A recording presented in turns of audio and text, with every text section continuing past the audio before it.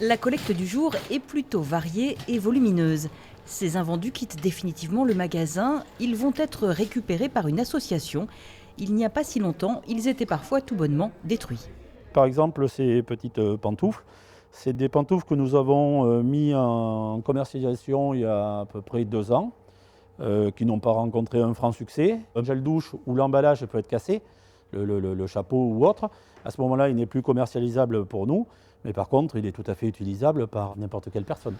C'est au tour de la Maison 24 de venir récupérer les invendus. L'association fait partie de la demi-douzaine de bénéficiaires de l'enseigne. Spécialisée dans l'aide alimentaire à Périgueux et dans le sud du département, en direction de quelques 500 personnes, elle connaît la valeur de cet apport.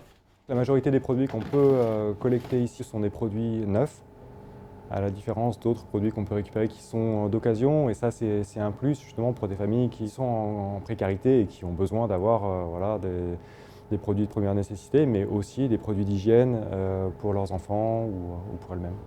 Pour parvenir à une liquidation régulière des invendus, le supermarché fait appel au service d'une entreprise bordelaise, Commerceau, déjà spécialisée dans les denrées alimentaires. Avec la nouvelle loi, son activité ne cesse de croître.